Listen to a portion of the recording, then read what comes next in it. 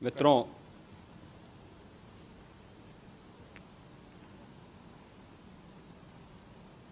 महाकुंभ प्रयागराज का आज मौनी अमावस्या का मुख्य स्नान है और कल सायंकाल 7 बजे से ही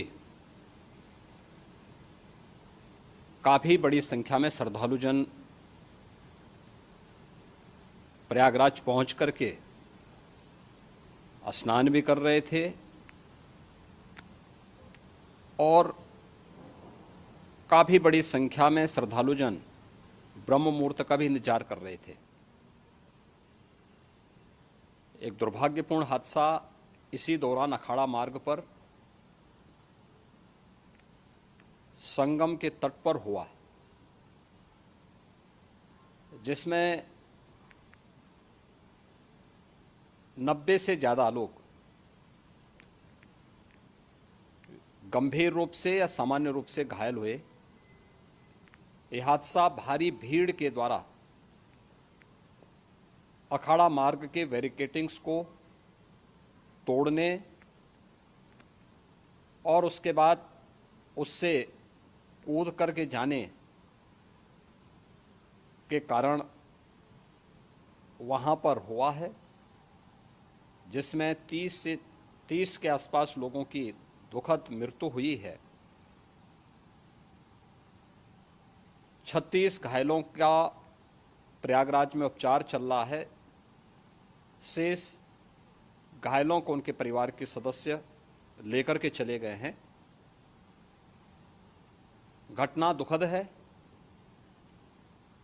मर्माहत करने वाला है।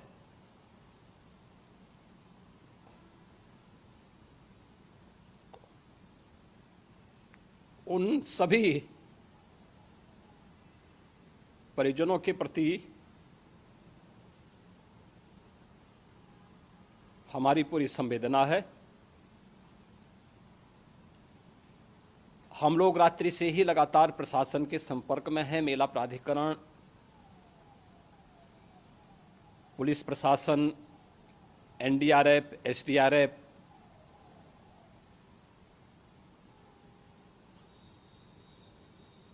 और भी अन्य जितने भी व्यवस्थाएं हो सकती थी उन सबको वहां पर तैनात किया गया है। परिणाम उसी का है कि हादसे के कुछ ही देर के बाद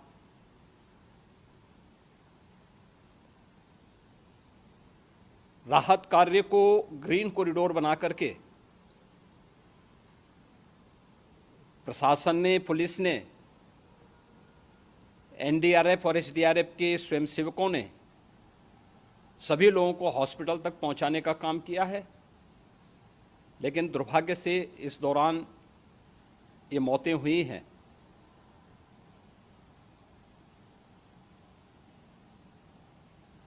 स्वाभाविक रूप से इन सब मुद्दों पर प्रश्न उठना स्वाभाविक भी है।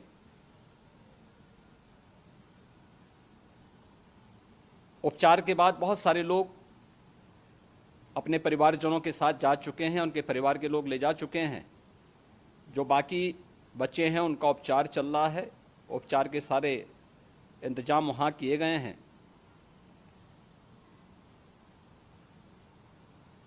प्रेशर मौनी अमावस्या का ये मुख्य स्नान है महाकुंभ का, और बहुत ज़्यादा प्रेशर प्रयागराज में होने के कारण सभी प्रकार के मार्ग भी चौक थे।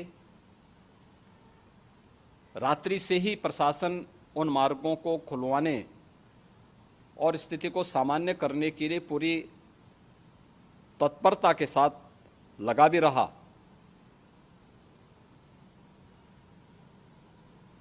ये सभी घटनाओं के बाद, ये जो हादसा हुआ है, इस हादसा के बाद वहाँ पर अखाड़ों ने जो आज अमृत स्नान ब्रह्म मुहूर्त में 4 बजे से प्रारंभ होना था। मेला प्राधिकरण के अनुरोध पर उन्होंने स्थगित किया था। अपराह्न में अमृत स्नान प्रारंभ हुआ, जिसमें सभी अखाड़ों ने और अन्य जो सहयोगी संस्थाएं हैं उन लोगों ने इसमें भाग लिया। सभी पूज्य आचार्य महामंडलेश्वर भी इस अमृत स्नान में भागीदार बने। प्रयागराज में आज 8 करोड़ से अधिक लोगों का, श्रद्धालुओं का दबाव था। यद्यपि अगल बगल के जनपदों में मिर्जापुर, भदोई, प्रतापगढ़, फतेहपुर, कौशाम्बी, इन सभी जनपदों में भी होर्डिंग एरिया बना करके काफ़ी बड़े पैमाने पर श्रद्धालुओं जनों को रोका गया था, जिन्हें अमृत स्नान संपन्न होने के बाद, जब सभी अखाड़े स्नान संपन्न कर चुके हैं, उसके बाद अब वहाँ से रिलीज किया गया है। इतना भारी दबाव ये पहली बार वहाँ पर देखने को मिला था, और जिसके बारे में हम लोगों ने पूरे इंतजाम करने के प्रयास भी किए गए थे।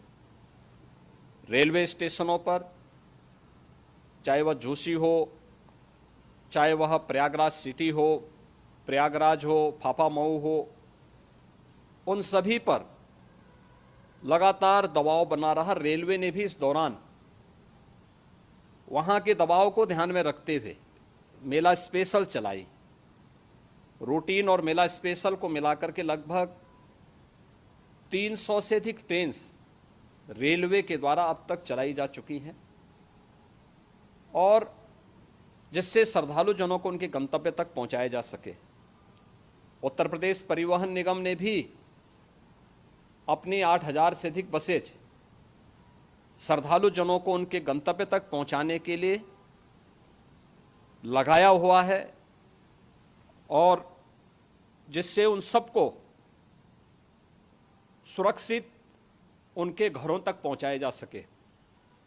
दिन भर स्मूथली, बहुत ही सुगमता के साथ पूरा स्नान इसके बाद हुआ है, जिसमें पूज्य शंकराचार्य,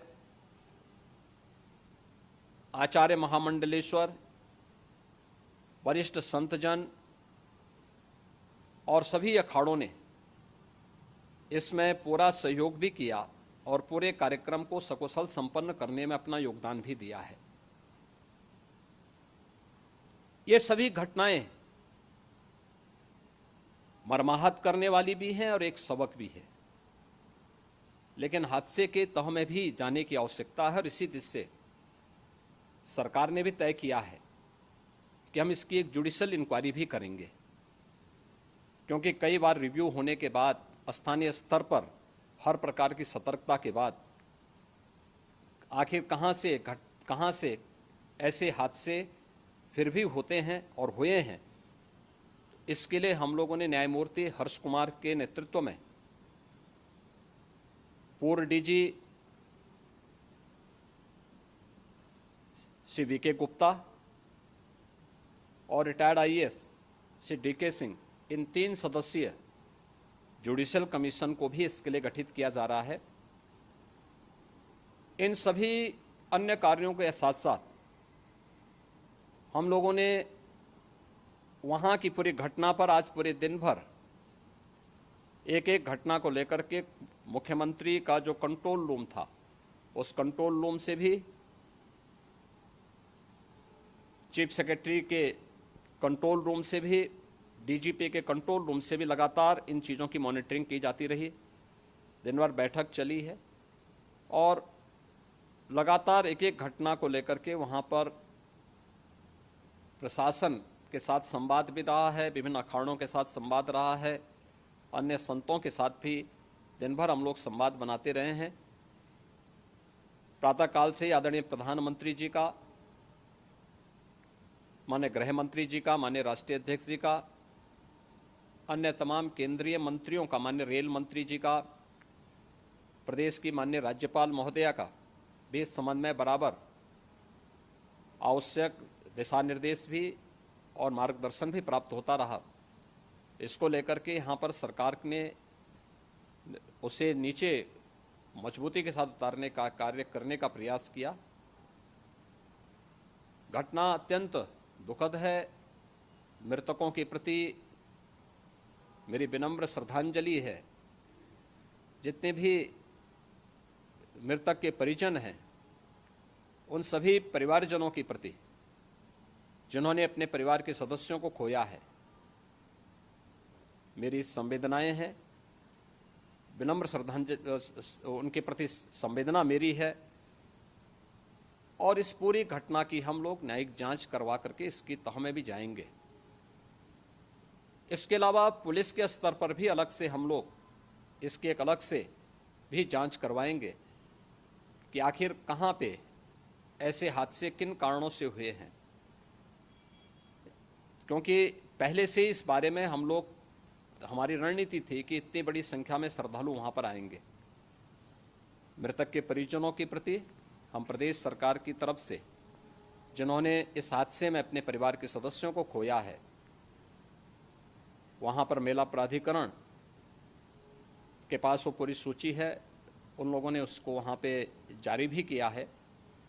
मैं उन सब के प्रति अपनी संवेदना भी व्यक्त करता हूं और परिवारजनों को हम प्रदेश सरकार की तरफ से 25-25 लाख रुपए की आर्थिक सहायता की घोषणा भी कर रहे हैं।